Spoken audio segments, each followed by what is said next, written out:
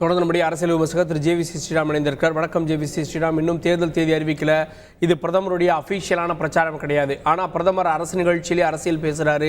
நேற்று எண்மண் எண் மக்கள்லையும் அரசியல் பேசுகிறாரு. இப்போது அரசியல் பொதுக்கூட்டம். ஸோ பிரதமரை பொறுத்த வரைக்கும் தேர்தலுக்கான தயாரிப்புகள் இறங்கிட்டாரா? இதை பிரச்சாரமாக பார்க்கணுமா? அரசியல்வாதி அரசியல் பண்ணாம அதிகலா பண்ணுவாரு என்ன? அது எதிர்கட்சியா இருந்தாலும் சரி, ஆளுங்கட்சியா இருந்தாலும் சரி, பிரதமருக்கு பிரதமர் அரசு நிகழ்ச்சிகளை கலந்துக்கும் பொழுது வரும்போது கூட திராவிட முன்னேற்ற கழகம் கோபேக் மோடின்னு பலூன் விட்ட கட்சி. சோ இன்றைக்கு அவர்களுக்கு புரியக்கூடிய பாஷையில மொழியில எந்த சொற்கள் யூஸ் பண்ணா அவங்களுக்கு போய் சேருமோ அப்படி பேசிக்கிட்டு இருக்காரு மோடி. இதுதான் மோடி, அக்ரெசிவ் மோடி. இதுதான் பார்க்க போறோம் இனிமே. இது எந்த அளவுக்கு தொண்டர்கள் மத்தியில் ஒரு தாக்கத்தை ஏற்படுத்தும் அப்படின்னு பாக்குறீங்க? ஏன்னா பிரதமர் தொடர்ச்சியா வர பிப்ரவரி மாசம் ஆரம்பத்தில் வந்தாரு, இப்போ வந்திருக்காரு, அடுத்து மார்ச் மாசம் வர போறாரு, அப்படின்னு தொடர்ச்சியான அவருடைய பயணங்கள் இருக்குல்ல. அவர் வருவாருங்க. அவர் நாட்டின் பிரதமர் வந்திருக்க. தமிழ்நாடு வந்து இந்தியாவுக்குள்ள தானே இருக்கு.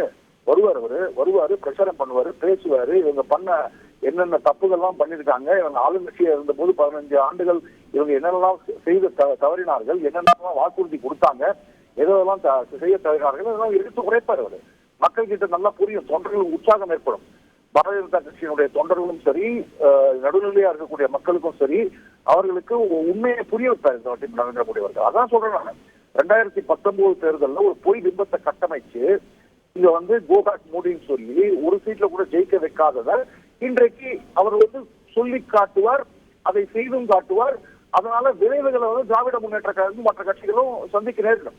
அதை அறுவடை பண்ணணும் அப்படின்னா ஒரு கூட்டணி அப்படின்றது வேணும். இன்னும் பாஜகவோட பெரிய கட்சி யாரும் கூட்டணி அதாவது தமிழக அரசியல்ல வந்து நீங்க எல்லாம் வந்து ஒரு டெம்ப்ளேட் வச்சுக்கீங்க. ஒரு டெம்ப்ளேட்டை வச்சு அந்த டெம்ப்ளேட்ல தான் பாத்துக்கிட்டு இருக்கீங்க இவ்வளவு நாளுக்கும். இன்றைக்கு வந்து அந்த டெம்ப்ளேட் எல்லாம் உடைக்கப்பட போகிறது. அதாவது அந்த டெம்ப்ளேட் என்ன? அரசியல்ல கூட்டணி வேணும், ஆட்சி அமைக்க கூட்டணி வேணும். 2016 ஜெயலலிதா அம்மையார் கூட்டணி வச்சாங்களா?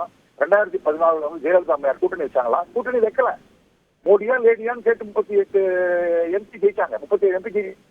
அதே மாதிரி 2016 கூட ஜெயலலிதா அம்மையார் வந்து கூட்டணியே இல்லாம ஜெயிச்சாங்க. அதே மாதிரி கூட்டணிங்கிற பேச்சுக்கு அவசரமே இல்லைங்க.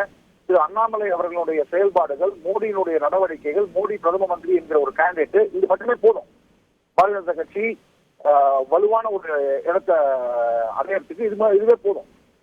Old template is gone, new template is coming. செய்திகளை உடனுக்குடன் தெரிந்து கொள்ள உடனே சப்ஸ்கிரைப் பண்ணுங்க.